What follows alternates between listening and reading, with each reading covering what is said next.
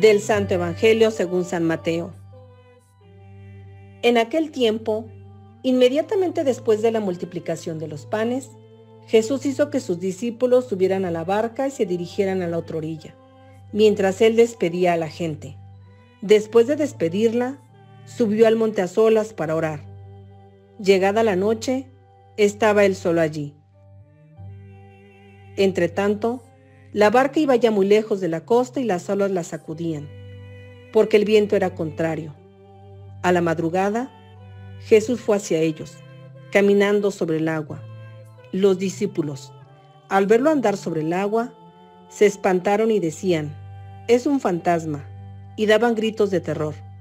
Pero Jesús les dijo enseguida: «Tranquilícense y no teman, soy yo». Entonces le dijo Pedro: «Señor, si eres tú, mándame ir a ti caminando sobre el agua». Jesús le contestó: «Ven». Pedro bajó de la barca y comenzó a caminar sobre el agua hacia Jesús. Pero al sentir la fuerza del viento, le entró miedo, comenzó a hundirse y gritó: «Sálvame, Señor». Inmediatamente Jesús le tendió la mano, lo sostuvo y le dijo: «Hombre de poca fe, ¿por qué dudaste?». En cuanto subieron a la barca, el viento se calmó.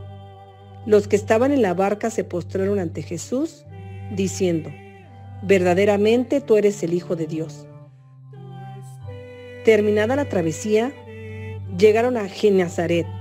Apenas lo reconocieron los habitantes de aquel lugar, pregonaron la noticia por toda la región y le trajeron a todos los enfermos. Le pedían que los dejara tocar siquiera el borde de su manto, y cuantos lo tocaron, quedaron curados. Palabra del Señor.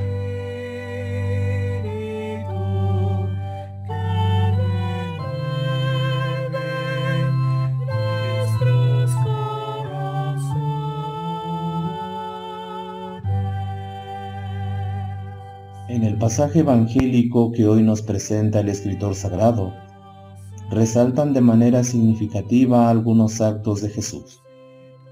Hace que sus discípulos se embarquen, despide a la gente, sube al monte para orar.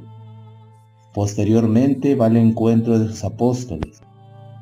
En esta escena describe la difícil y cansada travesía en un barco frágil empujado por un viento contrario.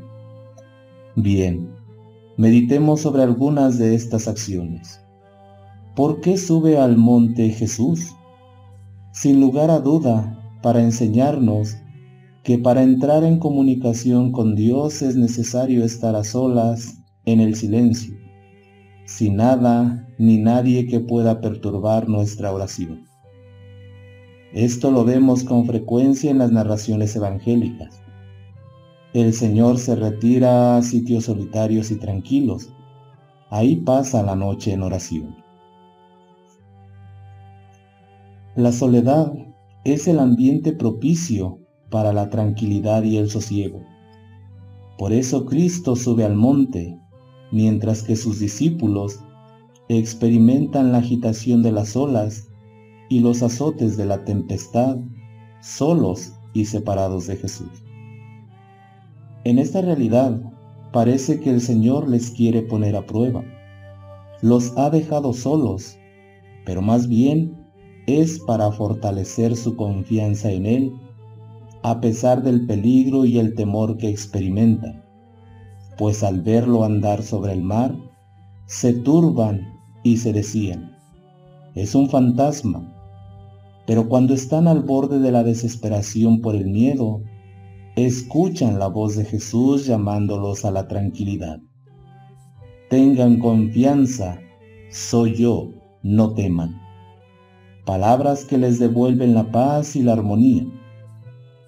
Este escenario de la barca y los apóstoles, que no tiene estabilidad, representa la realidad que experimentan hoy en día los discípulos del Señor.